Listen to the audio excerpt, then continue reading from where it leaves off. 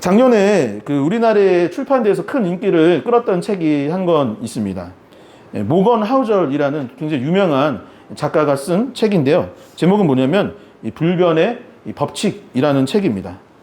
이 책은 제가 한번 살펴봤더니 전 세계적으로 몇 권 정도 팔렸을까요? 3천만 권이나 팔릴 정도로 큰 인기를 끌었던 책이기도 합니다. 이 책을 쓴 이 모건 하우절이라는 사람은 원래 어떤 사람이냐면 금융, 투자 전문가라고 해요. 그러니까 돈에 대해서 밝히 아는 분인 것이죠. 그래서 이분이 전에 썼던 책도 우리나라에서 큰 인기를 끌었었는데 혹시 무슨 책인지 아세요? 그래서 유명한 책이었는데 이 돈의 심리학이라는 책입니다. 아마 많은 분들이 읽으셨을 것 같아요. 안 읽으시나요? 목사님도 그런 책 읽으세요? 맞지 모르겠는데 저도 그런 책을 가끔은 읽고 있습니다. 이 책의 내용은 무엇이냐면 다음과 같습니다. 시간 관계상 이 책의 내용을 자세하게 다 설명드릴 수는 없지만 이런 내용입니다. 인간의 본성은 크게 변하지 않는데요. 그러니까 불변하는 게 무엇이냐면 인간의 본성이 변하지 않더라라는 것입니다. 어떤 성품을 갖고 있나요? 탐욕, 공포, 질투, 비합리성 등은 인간이 살아가는 근본적인 변하지 않는 성품이라고 할까요? 마음이라 할까요? 인간의 마음은 항상 그렇게 움직인다라는 것이죠. 그래서 인간의 역사는 어땠느냐? 사람의 변성은 크게 변하지 않기 때문에 역사의 내용들이 조금씩 차이는 있을지 모르지만 역사는 보통 어떻게 된다고 하죠? 반복된다라는 거예요. 반복되는 이유가 무엇이냐? 인간이 항상 어떤 사건이 일어났을 때 반응하는 패턴이 그것이 변화되지 않기 때문에 계속 그런 것들이 일어난다라는 것이죠. 예를 들자면 이런 것입니다. 사람들이 새로운 기술이 이제 나타나기 시작하면 어떠냐면 굉장히 열광을 하는 거예요. 대표적으로 이 책에 예화로 있었던 건 아니었던 것 같은데 대표적으로 예를 들어서 한동안 전기차가 막 붐이 이런 몇 년 내에 다 바뀔 것처럼 사람들이 열광을 했던 때가 있었지만 지금 현실적으로는 어떤가요? 생각만큼 그렇게 큰 변화는 일어나지 않고 있는. 그럼에도 불구하고 그런 새로운 기술이 나왔을 때 사람들은 보통 어떻게 반응하냐? 이렇게 탐욕과 공포와 질투와 이 비합리성들이 발현이 되어서 큰 열광을 한다든가 이 패턴은 크게 변하지 않더라라는 것입니다. 그래서 미래를 예측하는 것은 정확히 예측하는 것은 불가능하지만 인간이 어떻게 반응할 것인지는 예상할 수 있으니 모건 하우젤이라는 이 작가는 이것을 불변의 법칙으로 생각하고 잘 활용하기 바란다라고 이 책에서 이야기하고 있는 것입니다. 그래서 변하지 않는 이 불변의 법칙을 집중한다면 현명한 판단을 할 수 있다라는 것이죠. 여러분 시간이 된다면 이 책을 한번 꼭 읽어봤으면 좋겠습니다. 저는 그리스도인이기 때문에 금융이나 투자에는 관심이 없습니다. 저는 돈과는 전혀 상관없는 삶을 살고 있습니다. 라고 하실지 모르지만 제가 이 책 읽으면서 뭐냐면 돈이나 금융 이런 거 투자와는 상관없이 참 인간이란 존재는 이런 존재이구나 라는 것을 생각할 수 있는 지혜를 얻을 수 있는 책이었던 것 같습니다. 작년에 도서관에서 빌리려고 했더니 빌리기가 어려운 거예요. 대기가 너무 많아서. 그래서 결국에 샀는데 지금 보니까 비교적 구하기가 쉬운 것 같습니다. 시간 되시면 한번 꼭 읽어보면 큰 도움이 될 듯 합니다. 이 금융이나 투자에도 법칙이 있듯 세상을 살아가는 가운데 여러 법칙들이 존재합니다. 이 우주, 이 지구에는 만유인류의 법칙. 그러니까 항상 물건은 위에서 아래로 떨어지고 잡아당긴다라는 이 법칙이 있는 것이죠. 우리가 살아가면서 중력이다든가 변하지 않는 여러 법칙들이 있는 것입니다. 거스를 수 없는 삶과 우주의 법칙이 존재하는데 신앙은 어떨까요? 신앙도 우리가 믿음 생활을 하는 것에도 마찬가지입니다. 신앙에는 신앙의 원리가 있고 신앙의 법칙이 있는 것이죠. 성경을 보면 등장하는 모든 이들에게 하나님께서는 어떠한 법칙을 우리에게 약속하여 주셨냐면 이 광야의 법칙이다라는 걸 약속해 주셨어요. 무슨 법칙이라고요? 한번 같이 고백해 볼까요? 광야의 법칙. 광야의 법칙. 모든 그리스도인과 하나님의 자녀들에게 빠지지 않고 일어났던 일이 무엇이냐? 이 광야의 법칙이라는 것입니다. 하나님께 쓰임받은 모든 사람과 민족들에게는 항상 이 광야의 시간이 허락되어야만 했었습니다. 이스라엘 백성은 애굽에서 400년이 넘도록 노예로 삶을 살아갔었어요. 그러다 보니 노예 근성이 그 삶 가운데 여전히 자리하고 있었던 것입니다. 그래서 하나님께서 이들의 이 노예 근성을 다 없애버리고 하나님의 자녀로서 거룩한 하나님의 자녀, 제사장 나라, 거룩한 백성이 되게 하시기 위해서 40년의 광야의 시간을 허락하셔서 그 광야를 통과하는 동안 여러 사건들과 일을 겪으며 하나님의 음성을 들으며 노예 근성을 벗어버리고 하나님의 백성으로서 점점 온전하여지는 광야의 법칙 가운데 살아가게 되었다라는 것이죠. 어디 이 이스라엘 백성만 그랬겠습니까? 우리는 이 사도 바울이 흔히 어떤 생각을 하냐면 다메섹을 향하여 가던 중에 예수 그리스도를 만나고 변화되어서 회심하여서 하나님께 바로 귀하게 쓰임받아 이방인 사도로서 쓰임받은 인생이라고 생각을 하지만 성경을 자세히 읽어보면 어땠냐면 사도 바울도 사역의 길이 열리지 않았던 거예요. 그래서 고향으로 가서 수년을 칩거하다가 그제서야 훈련의 시간, 연단의 시간을 지난 후에 그가 이방인의 사도로서 하나님께 귀하게 쓰임받는 것을 보게 되는 것이죠.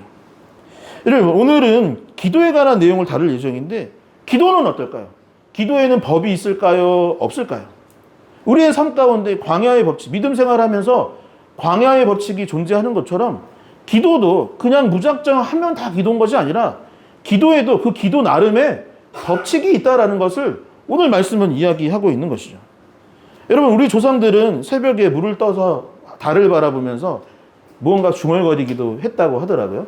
아니면 동네에 큰 나무가 있으면 거기에 가는 거예요. 달을 보건 아니면 나무를 보건 거기 가서 비나이다 무엇을 내가 원합니다 중얼거리다 보면 그게 기도라고 생각을 하며 살아왔고 지금도 그것에서 벗어나지 못하는 경우들이 많이 있습니다. 그래서 기도할 때 어떻게 생각을 하냐면 도깨비 방망이처럼 소원을 말하는 것이 기도라고 생각을 하고 그래서 기도하면 뿅 하고 무엇인가가 나타나거나 당장 변화가 일어나는 것이 기도라고 착각할 때가 있는 것이죠. 성경은 기도에도 법칙이 있다라고 말합니다. 우리가 예전부터 전통적으로 생각했던 그런 것들이 기도가 아니라 기도는 바로 이런 것이고 이런 식으로 기도를 해야 된다라고 오늘 본문이 이야기하고 있는 것이죠. 우리는 지난 몇 주간 에베소서 1장을 나누면서 1장의 내용들을 하나씩 살펴보는 가운데 첫 번째는 뭐였냐면 이게 편지글이라고 했잖아요. 그래서 문안과 인사를 통하여서 그리스도인의 정체성이 무엇인지를 살펴봤어요. 그리고 두 번째로 나눴던 것은 무엇이냐면 하늘의 신령한 복이 무엇인가? 우리가 복을 받는다는 것이 세상적인 복을 받는 것인가? 아까 불변의 법칙 보면 돈 잘 벌고 금융이나 투자 잘하는 것이 복이라고 생각하는데 그것이 복일까? 아니라고 말하는 거예요. 하늘의 신령한 복은 그거랑은 비교할 수 없는 놀라운 복이다라고 이야기를 했고 지난주에는 뭐냐면 하나님께서 우리에게 성령 하나님을 허락하여 주셔서 성령의 인치심을 받게 된다는 얘기까지 나눴어요. 그리고 나서 1장 한번 성경책 보시면 1장 15절 위에 뭐라고 소제목이 되어 있나요? 그죠? 바울의 기도라고. 오늘부터 나눌 말씀은 무엇이냐? 바울이 기도했던 내용을 살펴보고자 합니다. 그래서 하나님께 귀하게 쓰임받은 이방인의 사도 바울은 어떤 기도를 했는가? 이것을 살펴보려고 하는 것이에요. 사도 바울이 에베소 성도들과 우리에게 전해주고 있는 기도의 법칙이 무엇인지를 살펴보고자 하는 것입니다. 기도의 법칙을 바르게 깨닫고 이것을 적용하여서 하나님께서 기뻐하시는 기도, 그리고 우리의 삶 가운데 힘이 되는 기도, 또한 우리의 삶의 문제를 해결하여 주시고 응답받게 하는 기도가 무엇인지를 깨닫는 우리 모든 성도님들 될 수 있기를 주님의 이름으로 간절히 축원합니다. 자, 그렇다면 사도 바울이 기도했던 것은 무엇일까요? 오늘 말씀은 첫 번째, 바울의 기도를 통해 깨닫게 되는 것은 무엇이냐? 기도에도 태도가 참 중요하다. 무엇이 중요하다? 태도가 참 중요하다라고 말을 하고 있어요. 그리고 그 기도의 태도는 다른 것이 아니라 무엇이라고 말하고 있냐면 감사하는 기도를 해야 한다라고 말하고 있는 것이죠. 여러분 다시 한번 고백해 보겠습니다. 기도의 태도, 감사.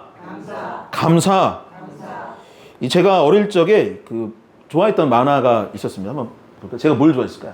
이거 혹시 뭔지 아세요? 예, 스머프라는 거. 여러분들 보신 분들 대부분이죠. 왜냐면 이게 저 어렸을 때도 했었고 그 다음에도 한번 EBS에서 원래 KBS에서 하다가 또 EBS에서도 한번 했던 것 같고 나중에는 이게 영화화가 돼가지고 또 이제 영화로 개봉했던 적도 있습니다. 이 원작에 보면은 어떤 캐릭터가 있냐면 이 스머프 이름 혹시 아세요? 이거 바로 나오시는 분들 이거 보고 컸던 분 KBS에서 보셨던 것 같은데요. 이 투더리 스머프라는 캐릭터입니다. 이 스머프에는 뭐 파파 스머프, 무슨 스머프 다 캐릭터의 특성이 있어요. 그리고 그 이름이 존재하는데 이 친구의 이름은 투더리 스머프입니다. 인상이 딱 보면은 뭔가 투덜투덜하게 생겼죠. 그리고 팔짱을 끼고 뭔가 이렇게 어디 한번 얘기를 해봐라. 지금 저 팔짱이 잘 안 껴지는데 어디 한번 얘기를 해봐라. 뭐 내 투덜거려주마. 약간 요런 태도를 취하고 있는 친구가 바로 투더리 스머프입니다. 얘가 어떻게 반응하냐면은 막 무슨 음식을 만들어주는 거예요. 또 저는 음식 얘기부터 하는데 음식을 막 만들어주는 거예요. 뭐 스프 같은 거 항상 뭐 먹고 그래요. 가가밀도 무슨 스프 먹고 악당이 있는데 계속 스프나 뭐 음식 갖다 주면 투더리 스머프는 어떻게 반응하냐면 뭐가 이 문제야? 냄새가 안 좋아? 맛이 없어? 후추가 너무 많은 것 같아? 뭐 이런 식으로 투덜투덜 합니다. 친구가 놀자고 하면 뭐냐면 재미없어. 나 그거 안 할 거야. 안 할 거 싫어. 라고 투덜거리는 거예요. 음식도 갖다 주면 싫고 노는 것도 싫다라고 계속 하는 것입니다. 그런데 우리가 삶을 살아가다 보면은 이 투더리 스머프 같은 사람이 있어요.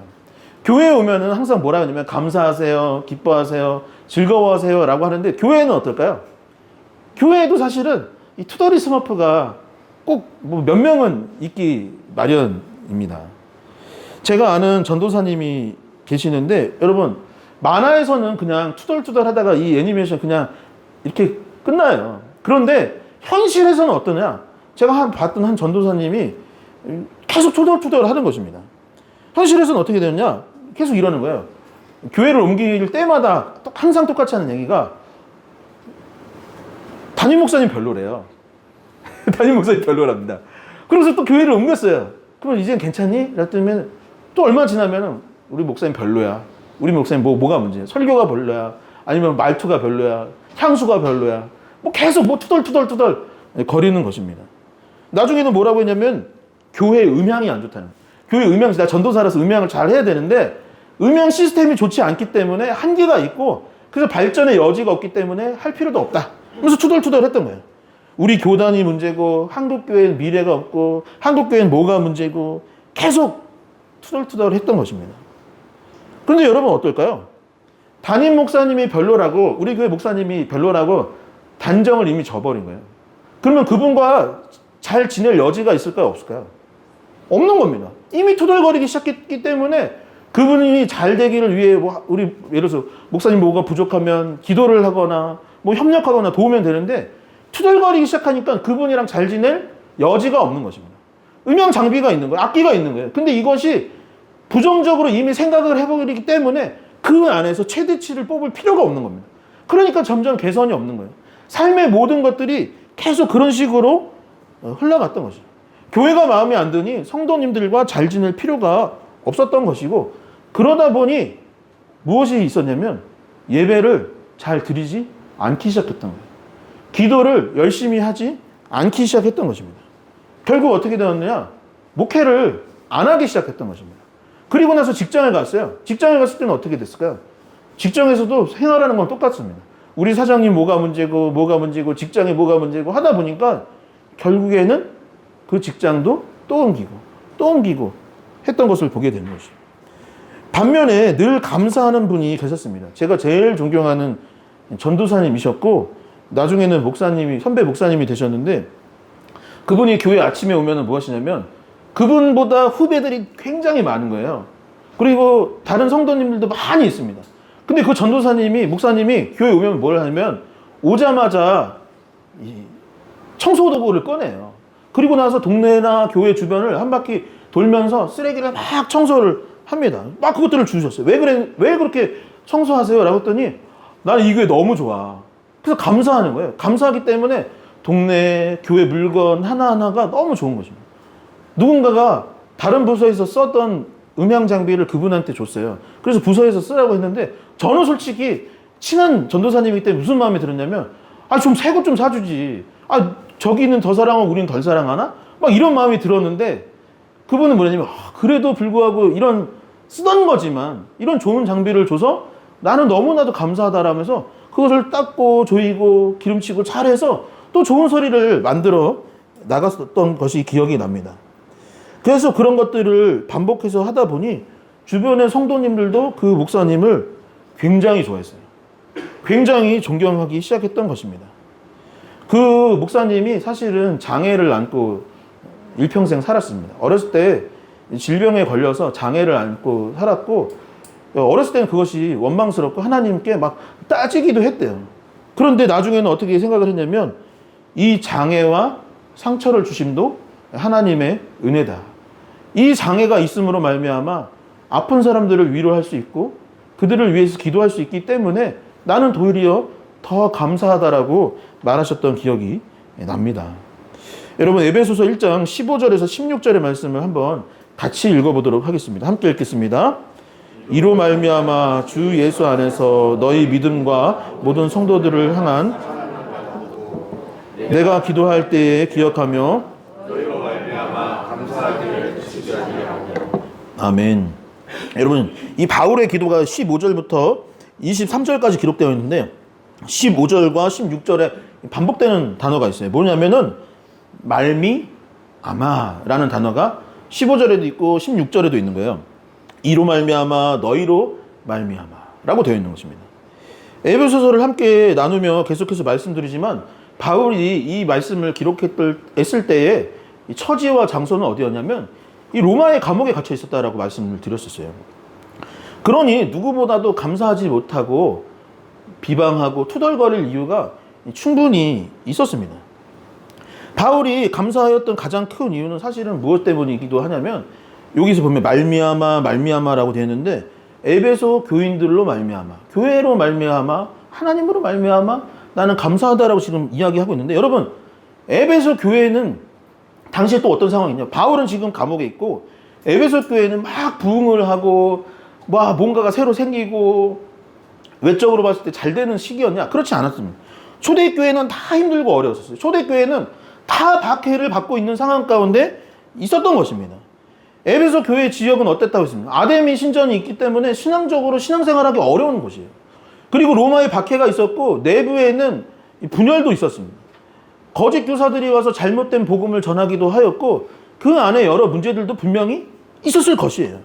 그렇기 때문에 사실은 감사하지 못할 이유들이 여러 가지가 많은데, 그럼에도 불구하고 뭐라 하냐면 그렇지만 너희가 그 어려운 상황에도 불구하고 하나님을 믿고 너희가 부응하고 있지는 못하지만 너희가 참 처지가 어려운 상황이긴 하지만 박해를 받고 있지만 그럼에도 불구하고 복음을 전하고 있다라는 그것 자체만 봐도 나는 감사할 충분한 이유가 있다. 사람들이 어떤 규모나 어떤 물질적으로 봤을 때는 별 볼 일 없다고 볼지 모르지만 어려운 상황이지만 그 어려운 상황에도 불구하고 신앙생활을 하고 있다니 나는 너희로 말미암아 감사할 수 있다. 내가 비록 감옥에 있지만 감옥에 있음에도 불구하고 이곳에서 또 다른 복음을 전할 수 있고 또다시 복음을 전할 수 있고 여기서 성경을 기록할 수 있다라는 것으로 말미암아 나는 기뻐하고 감사함으로 하나님께 기도드릴 수 있다라고 말하고 있는 것입니다. 부족한 것을 토들거리는 것이나 원망하는 것이 아니라 주어진 것에 감사하였기 때문에 기도할 수 있었던 것이죠. 성도 여러분, 하나님께 감사하지 않는 사람이 어찌 하나님께 마음을 다해서 기도할 수 있겠습니까? 아니, 하나님께 그동안 내 삶 가운데, 지금 내 삶 가운데 이루어주신 것이 없다고 생각하고 투덜거리는 사람이 어찌 하나님께 무엇을 기대하고 바라며 기도할 수 있겠냐라는 것이죠. 그것은 주문을 외우거나 아니면 종교 활동을 하는 어떤 타종교인들과 크게 다를 것이 없는 것이요, 진정한 기도라고 볼 수 없는 것입니다. 삶과 그동안 주어진 것에 감사하지 못하는데 어떻게 하나님께서 내 삶을 개입해 주셔서 나를 인도하여 주시고 내 삶 가운데 역사해 주신다라고 기도할 수 있겠냐라는 것이죠. 데살로니가 5장 16절과 16절에서 18절의 말씀을 다시 한번 같이 읽어보도록 하겠습니다. 함께 읽겠습니다. 항상 기뻐하라, 쉬지 말고 기도하라, 범사에 감사하라. 이것이 그리스도 예수 안에서 너희를 향하신 하나님의 뜻이니라. 아멘. 이 데살로니가 전서를 보면은 우리를 향하신 하나님의 뜻이 있다는 거예요. 저와 여러분들을 향한 하나님의 뜻이, 그것이 무엇이냐? 항상 기뻐하고 쉬지 말고 기도하고 범사에 감사하라는 거예요. 기도하고 기뻐하고 감사하는 것이 별개의 것들이 아니라 한 세트인 것입니다. 이 한 세트가 우리를 향하신 하나님의 뜻이다라고요. 여러분 감사하기를 바랍니다. 바랍니다. 여러분 기뻐할 수 있기를 바랍니다. 그리고 그 기뻐하고 감사할 이유를 발견하시기를 바랍니다. 찾아보면 너무나 많이 있어요. 없다고 생각을 하고 없는 것만 바라보기 때문에 우리가 감사하지 못하는 것이지, 나에게 이미 주어진 축복들을 생각한다면 감사할 일들이 너무나 많이 있는 것이죠. 그러니 감사하는 태도를 지니고 진정한 기도를 올려드릴 수 있는 그러한 기도의 시간을 가질 수 있는 저와 여러분들 될 수 있기를 간절히 소망합니다. 두 번째, 바울의 기도를 통해 깨닫게 되는 것은 무엇이냐면 기도의 방향, 그리고 그 방향은 무엇이냐? 이웃을 향한 중보 기도입니다. 한번 또 같이 고백해 볼까요? 기도의 방향, 중보 기도, 기도의 방향, 중보 기도. 나 자신을 위해 기도하는 것은 참 중요한 일입니다. 그러나 성경은 무엇이라고 하냐면 그보다 더 중요한 것이 있는데, 기도의 방향이 이렇게 향하는 것이 아니라 이렇게 향해야 되는 거예요. 우리가 예배하고 기도할 때 항상 우리가 삶을 살아갈 때 온 세상이 보통 방향성을 나로 하고 있다면 그리스도인들의 방향은 어떻게 되느냐? 이렇게 중보 기도로 나아가야 한다라는 것이죠. 이웃을 위해 내 옆에 있는 형제와 자매를 위해 기도하는 것이 중보 기도이고, 하나님께서 원하시는 기도는 무엇이냐? 바로 이런 것이다 라고 말하고 있는 것입니다. 이 말씀을 시작하면서 신앙의 법칙이 있다고 했는데 그 중에 하나가 이 광야의 법칙이라고 하였고, 하나님께 쓰임받는 사람들은 하나같이 어떤 사람들이냐? 이 광야의 시간을 보냈던 사람, 훈련과 연단의 시간을 통과한 사람들이 결국 하나님께 쓰임받았다라고 하였습니다. 또 다른 원리가 하나 더 있는데 그 법칙은 무엇이냐면 바로 축복의 법칙입니다. 여러분 축복 받으시고 싶으시죠? 아닌가 봐요. 복 받기를 원하십니까? 여러분 복 받는 것에도 다 원칙이 있다라고 성경은 말하고 있는 거예요. 어떻게 복을 받을까? 하는데 성경을 찬찬히 읽어보면은 복 받는 그 비결과 이유가 있다라는 거예요. 하나님께서 주시는 놀라운 은사와 축복은 어떻게 받는지 그 비결이 기록되어 있는데 그것은 아주 간단합니다.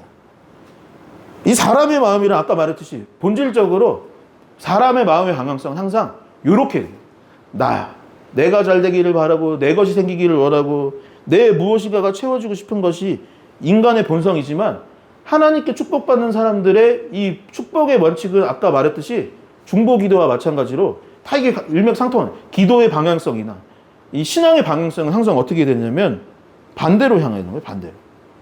그런 사람들이 복을 받는 거예요. 나를 위해서 살아가는 사람이 아니라 이웃을 위해, 형제 자매를 위해 살아가는 사람이 복을 받는다고 성경은 말하고 있는 것입니다. 이 마태복음 7장 12절의 말씀을 같이 한번 같은 목소리로 읽어보도록 하겠습니다. 함께 읽겠습니다. 그러므로 무엇이든지 남에게 대접을 받고자 하는 대로 너희도 남을 대접하라. 이것이 율법이요 선지자니라. 아멘. 지금 한번 다시 읽어보겠습니다. 여러분 너무 중요한 거예요. 한번 집중해서 들어보세요. 그러므로 무엇이든지 남에게 대접받고자 하는 대로 너희도 남을 대접하라. 이것이 율법이요 선지자니라. 신명기 15장 10절도 한번 같이 읽어보도록 하겠습니다. 함께 읽겠습니다. 너는 반드시 그에게 줄 것이요 줄 때에는 아끼는 마음을 품지 말 것이라. 이로 말미암아 내 하나님 여호와께서 내가 하는 모든 일과 내 손이 닿는 모든 일에 네게 복을 주시리라. 아멘. 예수님께서 산에 올라서 마태복음 5장에서 7장이 산에서 설교하는 장면이 등장하고, 이 성경의 황금률이라는 대원칙을 요약해서 이야기해 주셨는데 이것은 변하지가 않는 거예요. 황금률, 절대 변하지 않는 원칙이 무엇이냐? 방금 읽었던 이 마태복음 7장 12절의 내용입니다. 무엇이냐면 내가 대접을 받고 싶거든, 잘 되고 싶거든 어떻게 해야 되느냐? 상대방에게 먼저 잘해주라는 거죠. 이게 하나님의 원칙인 거예요. 여러분들이 잘 되기를 원하면 어떻게 해야 된다? 상대방한테 잘해주면 내가 잘 될 수밖에 없다라고 이게 성경에 황금률이라고 말을 하고 있는 것입니다. 구약 성경에는 어떻게 되었을까요? 이 모세오경, 그러니까 이제 가나안 땅 직전에 들어가기 전에 하나님께서 다시 한번 신명기 거듭하여서 거듭신 말씀명, 거듭하여 다시 한번 말씀을 하셨어요. 내가 다시 한번 말하지만 이게 내가 너희한테 말한 법칙이야.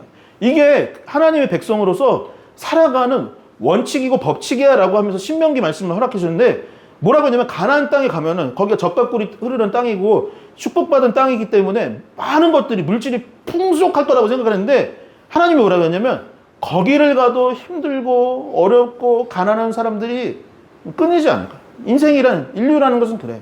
누구는 잘 먹고 잘 살 것 같지만 그러지 못하는 사람들도 분명히 존재할 거야. 힘들고 어려운 사람도 있을 거야. 그런데 어떻게 해야 되냐면 그 원칙을 내가 알려줘. 너가 잘 되기를 원하면 어떻게 해야 되느냐? 너의 삶 가운데 힘들고 어려운 사람이 있으면 그 사람들을 모른 채 하지 말고 도와주라고. 도와주면 손해볼 거야. 내 것을 떼서 나눠주면 손해볼 것 같지만 결국에는 어떻게 되냐면 하나님께서 그것을 갚아줘. 너희가 반드시 그에게 줄 것이요, 줄 때에는 아끼는 마음으로 품지 말 것이고, 이로 말미암아 내 하나님 여호와께서 내가 하는 모든 일과 너의 손에 닿는 모든 일들에게 내게 복을 주실 것이다 라고. 너를 반드시 누가 도와주신다? 하나님께서 도와준다. 너가 지금 당장 손해보는 것 같지만 하나님께서 그것을 필요를 채워주실 것이다 라고 얘기를 하고 있는 거예요. 마태복음 6장 33절의 말씀은 너무나 중요한 말씀이죠. 신앙이 대원리 원칙이기 때문에 다시 한번 큰 목소리로 마음에 새겨지도록 한번 같이 읽어보도록 하겠습니다. 함께 읽겠습니다. 그런즉 너희는 먼저 그의 나라와 그의 의를 구하라. 그리하면 이 모든 것을 너에게 더하시라. 아멘. 여러분, 사람의 본성은 아까 말했듯이 내 것을 구하기 마련인 것입니다. 내가 잘 되고 내 것이 생기고 내 나라가 잘 되고 내가 부자가 되고 내가 건강하여지기를 원하는 것이 사람의 본성이에요. 제가 한 가지 예를 들어볼게요. 한 의사가 있는 거예요. 의사가 이런 마음을 품는 겁니다. 내가 잘 되기를 원하는 거예요. 그래서 약을 조금씩 10,000원어치를 줘야 되는데 5,000원어치 주고 10,000원어치 받는 거예요. 그러면 이익이 될까 안 될까요? 당장에는 이익이 될 겁니다. 근데 여러분들 그런 의사한테 가고 싶을까요? 안 가고 싶어요. 여러분, 음식을 하는데 음식에다가 안 좋은 거, 그런 걸 막 넣는 거예요. 그래서 막 잘못된 걸 팔아먹는 거예요. 그러면 당장에는 이익이 되겠지만 그 사람이 장기적으로 봤을 때 잘 될까요? 안 될까요? 결국엔 다 압니다. 세상 사람들 다 알아요. 근데 여러분, 의사가 최선을 다해서 이 환자의 건강을 위해서 노력을 하는 겁니다. 그럼 병원에 갈까요? 안 갈까요? 어떤 요리사가 맛있게 음식을 하거나 어떤 회사에서 좋은 것들을 만들어서 서비스를 제공하는 거예요. 그러면 잘 될까요? 안 될까요? 결국엔 잘 되는 거예요. 여러분, 성경에서 말하는 것이 그것입니다. 여러분, 다 사람들은 내가 부자 되고 내가 건강하기를 원해서 당장의 이득을 취하기 위해서 생각을 하지만 하나님의 법칙은 그와 반대로 너희는 먼저 그의 나라와 의를 구하라. 하나님의 나라를 걱정하고 하나님의 백성들을 생각을 하고 하나님의 정의와 공의를 먼저 생각을 하는 것입니다. 내가 대접받는 것이 내가 원하는 것이지만 내가 대접받기 이전에 상대방을 대접하는 것입니다. 내가 갖고 싶지만, 내가 먹고 싶고, 내가 취하고 싶지만 먼저 내어주라고 해요. 그러면 하나님께서 갚아주시고 더 큰 축복을 주신다라는 것이 하나님의 법칙, 축복의 법칙인 것입니다. 여러분, 에베소서 1장 15절에서 23절의 모든 부분이 바울의 기도라고 소제목이 되어 있어요. 그런데 저는 바울의 기도라고 만약에 제목을 소제목을 적으라면 이렇게 안 적을 것 같아요. 왜냐면 한번 읽어보세요. 바울의 기도라고 생각을 하니까 우리가 보통 뭐라 하냐면 바울이 감옥에 있으니까 좀 처지가 잘 되게 해달라고 기도하지 않을까? 이럴 수도 있지만 이 기도의 또 다른 제목을 적으라면 뭐라고 하냐면 에베소 교회를 위한 기도라고 저는 제목을 바꾸고 싶어요. 왜냐하면 바울이 계속해서 뭐라고 기도하냐면 하나님, 에베소 교인들을 위해서 저는 이 사람들이 이렇게 됐으면 좋겠어요. 이들이 잘 됐으면 좋겠어요. 라고 말을 하고 있는 거예요. 중보 기도라는 것은 무엇이냐? 중간에서 이 보호, 이제 사람과 하나님의 다리 역할을 하는 것입니다. 그래서 바울이 기도한 것은 무엇이냐면 내가 나를 위해서 기도한 것이 아니라 하나님과 에베소 교인들 사이에서 하나님 이 사람들 좀 얘 좀 잘 되게 좀 해주세요. 이 사람들 좀 고쳐주세요. 이 사람들이 예수 그리스도를 온전히 믿고 승리하는 삶을 살게 해달라고 계속 기도를 했던 것입니다. 여러분, 그런데 이렇게 해서 에베소 교인들이 잘 되면 결국 누가 잘 되는 것일까요?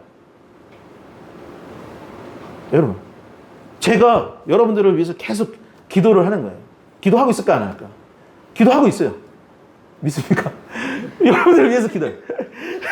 여러분들을 위해서 기도하고 있어요. 안 하는 줄 알았죠? 맨날 맛집 찾으러 다니는 줄 알았죠? 아니에요. 제가 하는 일이 뭐냐면 제 주된 사역은 여러분들을 위해서 기도하는 거예요. 그래서 여러분들이 잘 되는 거예요. 그러면 어떻게 될까요? 여러분 잘 되면 누가 제일 잘 될까요? 여러분들이 제일 잘 되겠죠. 그러나 여러분들이 잘 되면 저도 너무 기쁘죠. 여러분들이 옆에 있는 형제 자매를 위해서 기도하는 거예요. 그래서 옆에 형제 자매들이 잘 되면 어떻게 될까요? 그럼 누가 행복할까요? 질투날까요? 원망할까요? 아니에요. 그리스도인은 그렇지 않아요. 이 앞에 있는 우리 지체 성도님들이 잘 되면 우리가 다 너무 기쁜 거예요. 여러분들이 사업이 잘 되고 가정이 잘 되고 행복하면 사실은 질투하고 원망할 일이 아니라 너무 감사한 일인 것이죠. 바울은 그것을 알았던 것입니다. 여러분, 나라와 민족을 위해 기도를 한 거예요. 그래서 이 나라와 민족이 잘 되면 결국 누가 잘 되는 것입니까? 결국 내가 잘 되는 것입니다. 세상 사람들은 옆에 있는 사람들이 잘 되고 잘 안 되기를 바라고 실패하는 것이 내가 잘 되는 길이라고 착각을 하며 살아갈 때가 참 많이 있습니다. 그러나 내 옆에 있는 사람이 잘 되고 성공을 하고 복을 받아야 진짜 내가 잘 되는 길입니다. 그게 하나님께서 세우신 신앙의 법칙이고 그렇게 중보기도에 힘쓰는 것이 기도의 법칙인 줄 믿으시기 바랍니다. 설교를 마무리하도록 하겠습니다. 오늘은 바울의 기도를 통해서 기도의 태도와 방향성에 관해서 함께 살펴봤습니다. 기도할 때에는 감사하는 태도를 지녀야 합니다. 그것이 하나님께 진정성 있게 기도할 수 있는 원동력이 될 것입니다. 또한 기도의 방향은 나 자신을 위해서가 아니라 형제, 자매, 이웃을 위한 중보기도가 되어야 합니다. 상대가 대접을 받고 이웃이 잘 되는 것이 결국 내가 잘 되는 길이요. 그러니 중보기도 해야 하는 것이죠. 그런데 무엇보다 중요한 것이 한 가지 남아 있습니다. 무엇일까요? 태도도 중요하고 방향도 중요한데 이렇게 기도의 태도와 방향성을 아는 것도 참 중요하지만 정작 가장 중요한 것은 무엇이냐? 기도를 해야 한다는 것이죠. 오래전 한국교회에는 많은 기적들이 일어났습니다. 교회에 가면은 예배 끝나고 성도님들이 모여서 뭐 이런 얘기를 하는 거예요. 이번 주에 하나님께서 내 삶에 이러한 일을 이루어 주셨습니다. 아무개 집사님이 삶에 어려움이 있었는데 우리가 같이 기도하였더니 그 문제가 해결되었더랍니다. 여름과 겨울이 되면 청년들이 노방전도를 하고 수련회를 갔다 오고 선교를 한 후에 성도님들 앞에서 제가 이번에는 어디에 가서 이렇게 복음을 전했는데 이러한 일이 일어났습니다 라고 많은 사람들이 간증을 했었습니다. 그런데 왜 요즘에는 이러한 일들이 점점 사라지는 것일까요? 머리로는 무엇이 중요한지 알지만 기도해야 한다는 것을 알지만 정작 기도하지 않는 것이 우리의 가장 큰 문제가 아닐까 생각을 해봅니다. 성도 여러분, 스코틀랜드의 종교개혁자였던 존 낙스는 이렇게 말했습니다. 기도하는 한 사람이 기도하지 않는 한 민족보다 강하다. 그것을 들은 메리 여왕은 이렇게 말했죠. 영국의 100만 군사보다 존 낙스 한 사람의 기도가 더 무섭습니다. 오늘 말씀을 생각하며 이 한 주간 기도할 수 있기를 소망합니다. 교회에 시간이 되면 오셔서 기도할 수 있었으면 참 좋겠습니다. 금요 기도회를 하고 있는데 더 많은 분들이 나와 함께 기도할 수 있었으면 참 좋겠습니다. 함께 기도하기를, 또한 기도하는 가운데 바른 태도와 방향성을 가지고 감사하는 마음을 갖고, 조급하죠. 내가 잘 되기를 바라고 내 것이 채워지기를 바라는 마음이 없지는 않지만, 그럼에도 불구하고 사랑하는 형제 자매들을 위해 먼저 중보기도할 수 있는 그러한 참 사랑이 있는 리얼 러브 교회가 될 수 있기를 간절히 소망합니다.